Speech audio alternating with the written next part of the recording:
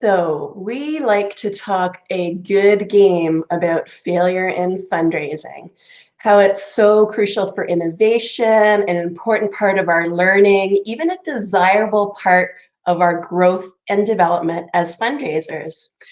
But let me ask you this. How many of our organizations and leaders are actually putting this into practice? In fact, let me take that one step further. How many of our organizations are still punishing fundraisers for failure? We're sending such a mixed message. Yes, you need to innovate, you need to learn, you need to grow. And no, you can't actually make mistakes while you're doing it. And I found this is especially prevalent in major gifts. Too often, fundraisers receive the message that mistakes are simply unacceptable, that a simple typo in a proposal or communication with a major donor could make or break your relationship. Now, granted, I agree that working with major donors does require a high level of accuracy and professionalism. But what are we losing as a profession and as a sector?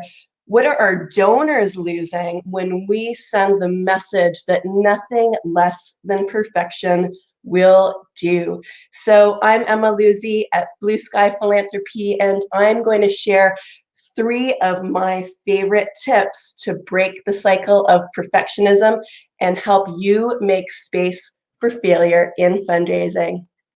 So my first tip for you is to just create some space for lower stakes experimentation and creativity with your donors.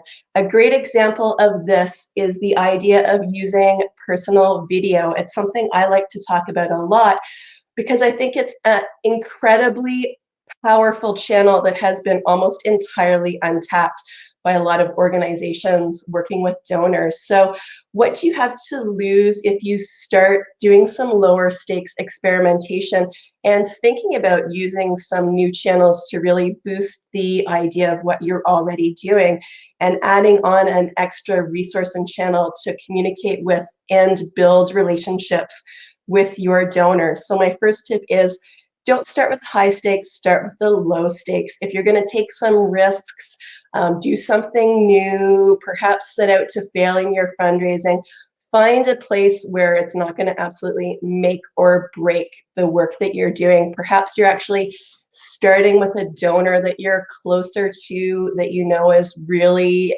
involved and engaged in your organization.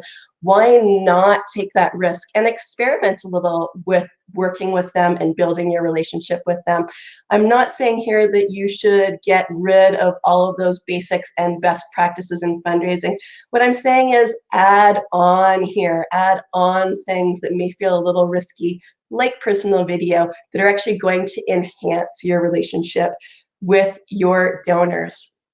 My second tip for you is something that I do on a really regular basis. It's the idea of using constraints to break the cycle of perfectionism. Now, what do I mean by that? I think there's a principle that's really helpful to understand when you're thinking about this, and that is the idea of Parkinson's law. I don't know if you've heard of Parkinson's law, but essentially it's the idea that work actually expands to fill the time given to complete it. I'll use myself as an example here since we're already talking about video. It's a bit of a theme for today. When I first started making these videos, it would actually take me 18, 19, 20 takes to get the video perfect and just right. And I realized this simply wasn't sustainable way to work. So what I did is started to introduce constraints into my work. It's something I'm doing right now. I have set aside 2 hours of my morning and I have a certain number of videos that I have to produce during that time.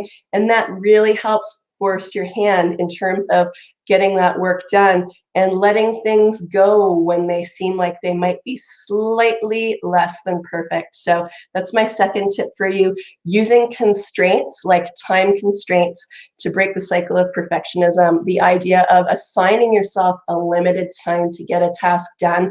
So when that time is up, that time is up. You have no more time. Whatever you have at the end of that time period is your finished product, like with this video. My third tip for you is to do what I just did in the last tip, and that is the idea of role modeling and sharing stories of your own work and your own failure in order to normalize it. All of us are struggling with the same challenges here, especially if we are recovering type A personalities. So in fact, especially if you're in a leadership position, you're an influencer within our sector, I think the idea of sharing failure and sharing struggle with others is a really good way to normalize it. I'm so excited that we're starting to talk a little bit more about the challenges that we face as fundraising professionals, that we're talking about things like imposter syndrome. It's really such an important step for us to share those stories of the challenges that we're facing as leaders in the sector to others, so that they understand that they're not alone in these struggles. So that's all I have for you today. If I leave you with any message at the end of this video, that is, just understand that perfectionism is humanly impossible. So continuing to strive for it is absolutely not useful. It's not useful for you. It's not useful for your fundraising. And again, it's not useful for your donors. So striving for perfection and avoiding for failure. Failure is holding you back in so many ways as an organization in terms of building truly authentic and meaningful relationships with your donors. So I'd love to hear from you if you are in fact doing some work around trying to create a culture that supports experimentation and failure and innovation at your organization. How are you succeeding at that? What does that look like? What are some of the challenges you are facing? I'd love to hear from you. Please share in a comment below and let us know, what you're succeeding at, what you're failing at when it comes to failure in fundraising. I really appreciate you taking the time to watch today, and I'll look forward to seeing you next time.